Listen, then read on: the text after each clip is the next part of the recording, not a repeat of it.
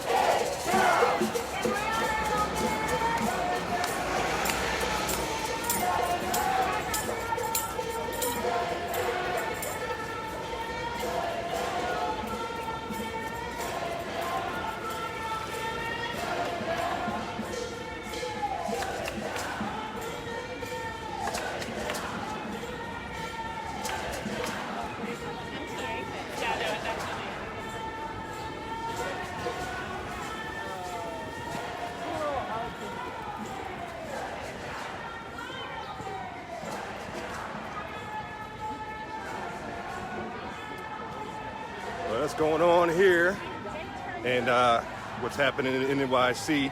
Everybody's favorite conservative in New York, Christopher Wright. To bring you another momentous walk and talk.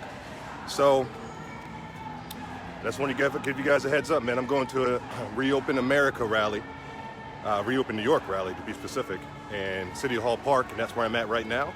And right when I was about to enter, I saw a whole bunch of people, as you guys saw, just marching down the street, talking about, you know, Black Lives Matter, and, you know, saying everything they have to say, man. But if you guys want to get the real deal, man, let me give you the real deal. Yeah, the New York City riots, I want to speak on this. I was going to do a video on this, just in general, walk and talk. So let me go ahead and just get started my walk and talk real quick. And what the walk and talk is going to be about, it's talking about the New York City riots we're having here. It's not protests or riots. We have had peaceful protests, and I'll be honest with you guys, there's been a couple of them. So you guys saw that one protest, you know, just walking by. It's early in the day, it seems pretty peaceful. I've been to one, you guys on my live feed, you guys see that I did a live video not too long ago, a couple days ago, showing like a protest. And it, you know, it was peaceful what I saw earlier in the day, but later on in the evening, it turned to violence. And that is the issue that I'm having with these protests. And I went to two, one here in Manhattan, one in Brooklyn, just curiosity, just, you know, want to see what it was about, go check it out. And in the day, if, you know, it doesn't matter if you're with it or against it, it's still technically history. So I'm a historical kind of guy. So I want to get my eyes on it and see what's going on out there, see what their message was. Now, if you guys look at the civil rights movement back in the 60s, there's a big difference. In the civil rights movement back in the 60s, there were blacks who had civil rights getting taken away from them. They couldn't, you know, they were segregation, you know, different things that was keeping blacks from being successful in this country. So Martin Luther King, the MLKs of the world, had to get out there and do marching, peaceful marching. And when you see protests back then, what the difference between a protest and a riot? Protest, for one, you don't be violent. You can get a message across without using violence, without pushing that kind of agenda. And that's what Martin Luther King did. He did peaceful protest, and there was an obvious situation going on in the black community that had to be, a situation had to be resolved. And him, through civil rights and peaceful protesting, it eventually was resolved. Solution, here's the cause, then the solution. They got the solution, the end of the protest. Now, what's going on right now with these supposedly peaceful protests is these people are protesting, and they're protesting issues, things like they make up almost. They're not real issues going on in a black community that's really happening. It's stuff they kind of have to force problems onto the community that supposedly happened just so they have a reason to get out there and play victim and do these marches.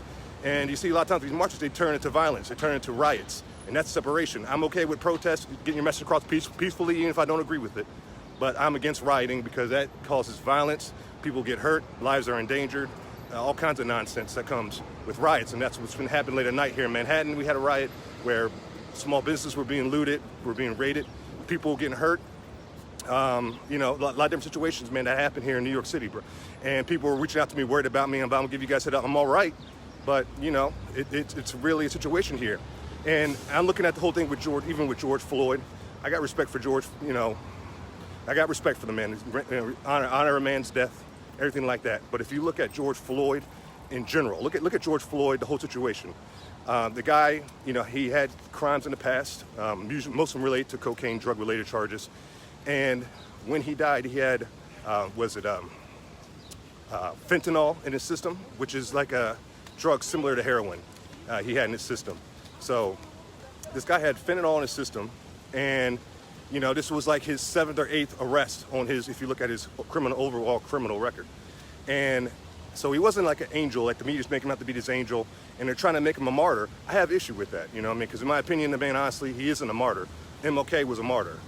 Somebody on that level who didn't have a criminal past, doing good things in the community, and died, and he died trying to fight for the community, do the right thing. That's why he became a martyr. And to put George Floyd on the same level as a Martin Luther King, or, it's just, to me, it's just not right. It's just I don't agree with that. You know what I mean? God bless the dead. God bless his family and everything like that. Hope the best for him.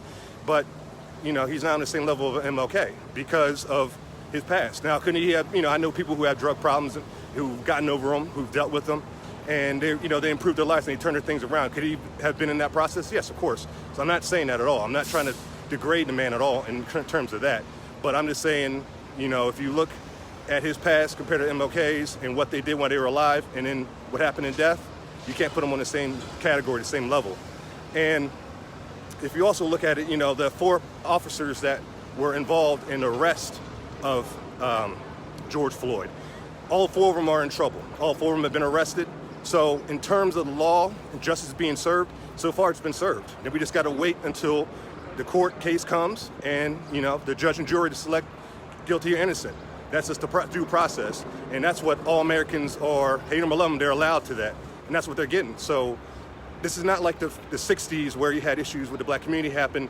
And, or Emmett Till, for example, where Emmett Till, a young boy that was visiting down, I believe it's Georgia, back in the 30s or the 40s, supposedly winked at a white female, which got him in a lot of trouble, got him killed, murdered, and nobody got in trouble for it. So of course you protest in those situations, you get your voice heard in those situations because a crime was committed and nobody got in trouble for it. And that is a problem. In George Floyd's situation, all 4 of the officers got arrested. And so for me, it's like, you guys can't say, oh, well, justice for George. Justice has been served, so why are you rioting? Why are you marching? Why are you protesting? What's your message? What are you trying to say? And my opinion is you guys want to play victim. You guys want to have people feel sorry for you and play victim mentality. Because playing victim, I ain't gonna lie, I troll. Anybody knows me on Facebook, on social media, I get my troll on. And when I troll, I play victim sometimes, and it's fun.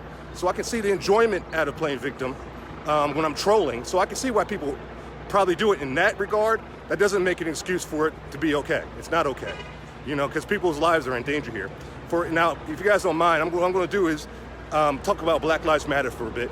And the issue I have with Black Lives Matter, I call them Black Lives Matter, as you guys that follow me know. And if you really want to talk about Black Lives Matter, they want to come out here when it's a white cop who's, and so you guys helicopter blame me guys, because a lot going on right now in the city. But the only time they want to talk about Black Lives Matter is when it's a black cop, when a white cop kills a black teen, usually a black male teen. And if you guys look at the numbers of it, there's more white people killed on a yearly basis than black people. There's, last year, I believe the numbers were 19 white unarmed individuals were killed by cops and 9 black. Of course, as you guys know, white people are more of the population. They make about 52% of the U.S. population. Blacks are about 13%. But at the end of the day, it doesn't matter. I mean, there's still, the numbers equate, that it's not like a biased issue going on here. Now, if you look at Black Lives Matter, let's talk about Black Lives Matter. During these riots that have been going on for the past couple of weeks in the name of George Floyd, these peaceful, quote unquote, peaceful riots that have been going on, there's been these individuals who are either black or biracial who have been either seriously hurt or killed during these riots. And I'm gonna name off the names. You guys, I got my index card here to read them off, so give me a second. And the reason why I'm doing is because you guys know I'm bad with names, and hopefully I don't mispronounce anybody's name too bad, but I'm gonna mention them anyways. You have Max Brewer, who was an Atlanta police officer who was struck by an ATV, and he's in serious condition right now. You had a black woman, she didn't say her name, who was, I believe, in Oakland. Hold on, guys. A lot of noise going on here. Let me go over here for a second where it's a little more quieter so you guys can hear me. So, anyways, you got Max Brewer, who was struck by ATV in Atlanta, who was ATV officer. I'm gonna sit down for a minute.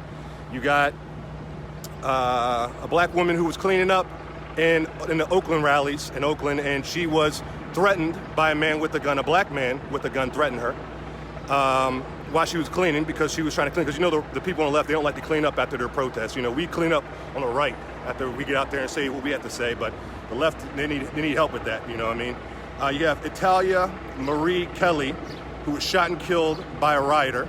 And the only reason I know about her because her little sister Jasmine was on Facebook Live, and she's not even on social media like that. She just got on there and went on a rant where she was in tears about her sister's death. Tears, people, man, and it almost brought me to tears watching it, man. It was so heartbreaking watching this. So this, young lady, her older sister was murdered by protesters because they mistook her as a police officer, and they shot the girl. It doesn't make it okay that they mistook her for a police officer. It doesn't make it all right. Oh, okay, well, they thought she was an officer. I could see the mistake here. That still doesn't make it okay. Even if she was an officer, it's still wrong. And, the Blue Lives Matter at the end of the day, people. And, okay, so you got David Dorn, as we all know, the 77-year-old gentleman who was a retired police officer, served 20 plus years in the police force, who was killed in front of a pawn shop that a friend of his owned. He was protecting his friend's small business, and he was murdered in front. And the rioters, they videotaped him on Facebook Live, and they were like just, trying to get attention and views and more focus on that than getting help for this man. And this guy could have been your grandfather, people. This guy, I'm a 36-year-old man. He could have been my grandfather who was treated like that, man. And it's unfortunate. This is a black man here, and this is supposed to be Black Lives Matter we're talking about. And he was killed over a flat screen TV, by the way, people. A flat screen TV over in a pawn shop. This man's life. Is that what it's worth, is a flat screen TV in a pawn shop? A veteran, a police veteran, a patriot. Come on, man. This is sad, man. Somebody's grandfather, somebody's father, somebody's uncle. You also got Dave Patrick, who was Dave Patrick was a federal officer murdered in Oakland during a riot. A black man as well. David McCaddy was killed in crossfire in Louisville. During a riot, they were shooting at police, and the police fired back, and he was one of the people that was shot and killed in the shootout. So they're still looking into that to find out the details, but the fact this was going on these riots, these people have guns, they're shooting. They're out here killing people, man. And you have Chris Beatty, a 38-year-old real estate broker, former Indiana University football player, killed by rioters during a robbing spree. And so there's another one. And all those people I mentioned were either all black, or the one female, the one that was killed, not the one that got the gun pointed at her for trying to clean, but the one who was killed, she was biracial. Now, it's not important. Now, race is not an issue here. I'm not bringing up race to make, to cause conflict. I'm talking about it because of the fact, to me, it's important because this is Black Lives Matter, right? This is what we've been hearing about. Black Lives Matter, Black Lives Matter, George Floyd, justice for George, justice for George. I've been hearing this like crazy every single day for the past 3 weeks, ever since COVID. The COVID nonsense started to die down and the fake news media moved on from COVID. All I've been hearing is George Floyd, Black Lives Matter, Black Lives Matter, Black Lives Matter. And they always pop up around election season talking about that Black Lives Matter. And if Black Lives Matter, you guys would be marching for every single one of those deaths I just mentioned right there. Every single one of them you'd be marching saying justice for that individual. But you're not doing it because it doesn't fit the narrative of the evil white cop killing the black man. It's black on black crime. You guys don't want to talk about that. That's the issue. And that's the issue I have with Black Lives Matter. If you're really concerned about black lives, you would be concerned about black lives every time somebody's shot and killed unjustly. That would be what you're all about if you're really about Black Lives Matter. You're about Black Lives Matter is what you're about. That's the issue that I have. And then another issue that I'm having is also with white guilt. White guilt, I have a huge issue with white guilt, man, on a liberal side. And because you know what white guilt to me is? White guilt to me is low expectation racism. That's all it is. It's, you see white people feeling all concerned for black people. Oh, you guys, it's our fault. I'm so sorry. You guys can never be accomplished in this country because of what we did to you, and because, oh my gosh, it's, and that's, to me, it's sad. That's white, and that white guilt, that virtue signaling, that's an issue, a big issue in this country right now on the left, on the liberal side of things. A lot of my conservatives, white people on the conservative side of things, they don't look at me and feel, oh, so sorry for me, or I'm not capable of being accomplished or being successful. They don't look at me like that. They have respect for me as a fellow American citizen. And that's all I ask for as an American citizen is mutual respect. I don't need you to cower down and take a knee down for me. I don't need you to, to kiss my boots or nothing like that. I don't need nothing crazy like that. I don't need none of that nonsense. Just treat me like a fellow American. I'll do the same to you, and we can keep it moving.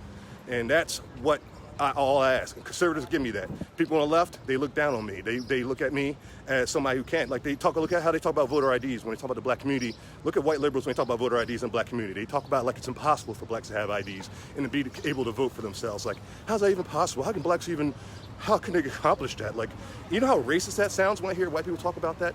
That's real racism right there. If you think a black person can't get an ID, you know how easy it is to get an ID, especially in New York City? All you really literally almost have to do is walk in a building. I came in and get a New York ID, state ID, when I just moved here 7 years ago. When I just moved here, I literally walked in the building, had all my mail with me, had like my past 3 bills, all this information, social security card, everything I need, a birth certificate. And they looked at me like I was crazy. They're like, bro, all you need is, you're Christopher Wright, like pretty much, right? And I'm like, yep. And they're like, okay, well, here's your ID. It was that easy. It wasn't a long, difficult process, a process that any adult black person can do by themselves. So to act like it's impossible for blacks to get voter IDs or are capable of doing it on their own, that's racism. That's low expectation racism. And that's where I see modern day racism in 2020 coming at me. It's not some KKK guy in Arkansas on the mountain somewhere with a white hoodie on. It's a little college grad, white kid, Antifa with a mask on, with a black mask on, acting a fool, talking about I'm not capable to get an ID and vote. That's the racism I see in 2020. That's what's going on. It's on the left. So today's Walk and Talk, man. I just want, I was coming here, like I said, to help out some fellow patriots. I'm going to find them. I'm going to probably do another video after this for the Reopen New York rally.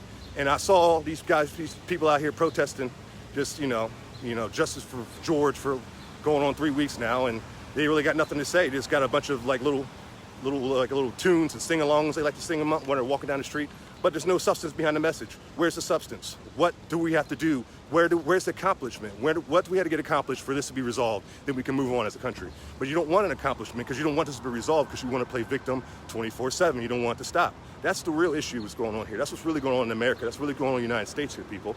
And then you got blacks like myself who's not going to sit back and let that happen. I'm not going to sit here and play victim. I'm not going to play victimhood mentality and act like I need help and please help me. My ancestors from generations ago. Well, my dad's side, somewhere down the line there was blacks that came from Africa, the slavery side, down in Georgia. Mom's from Columbus, Georgia. My dad's from Macon, Georgia. My mom's side was Native American, though. My grandmother was a Cherokee Indian. We were Americans before the Europeans got here. That's why I say American first. I'm really American first. American all day, man. Like, I don't say African American when I talk about myself. I'm an American, period. Like, you're an American. I don't hear people walking around saying, I'm German American, I'm Irish American, I'm an Italian American. You're a freaking American. Just like I'm an American. We're all Americans. So let's remember that, man. Let's stay united. Let's, do what we got to do as a country, man. And let's do it together. And let's move forward together. We got by this COVID nonsense together. Let's get by this freaking made up race war that the mainstream media is trying to host and set up and divide us so they can conquer us with establishment. That's why you got the Joe Bidens of the world hiding somewhere, not saying a word, being a little freaking brain dead zombie that he is, just hiding Biden. And Obama coming out, throwing shade from a distance, shadow POTUS, freaking trying to dictate the country from Netflix with his girl Susan Rice and his butch wife. Oh, let me not go there right now, guys. Man, I'm going off on a little rant here, people, but I'm keeping it real. I'm keeping it real here, man, because I'm a real American. I'm a real New Yorker. I'm out here for my fellow patriots. I'm out here to get the truth out there, show you guys both sides of the fence. I'm not just trying to be biased here. I showed you guys the march, and they were being peaceful at the moment. Let's see how they act later on tonight. When the cameras, they have so many cameras out and the police are all out and about, let's see how they act. We know how people on the right act. We protest, we do it properly. We don't get violent. We get our message across. We get people involved. We have real true inclusiveness. If you want to begin, it doesn't matter your race, gender, religion. If you're a patriot, come along and roll with the right, man. And that's what we're about. Let's see if they can do the same thing. I doubt it. I doubt it. You know, so America first, man. Like always, man, God bless everybody out there listening. And God bless these United States of America. Let's get it done, man. Peace out. Oh yeah. P.S. One last thing before I forget. All this defund the law enforcement talk, defund the police, that's crazy talk, man. It's an oxymoron. You guys want to defund the police, and then you want to have the police better service your community. How does that work? How does that make any sense? You take people's money away, and then you're like, okay, now we take your money away, serve us better. Come on, man. You guys, that doesn't make any sense. You got to be logical thinkers here. And, you know, so you got to support our law enforcement, man. Blue lives matter. I got no issues with the police, you know. That's all I had to say about that, man. Had to speak up, just speak on that matter and get that out there, because I hear a lot of that going on. People saying that. You got celebrities coming out on Twitter, you know, LeBron James of the world, the Queen Jameses of the world coming out, speaking negative on the police, saying they need to be defunded.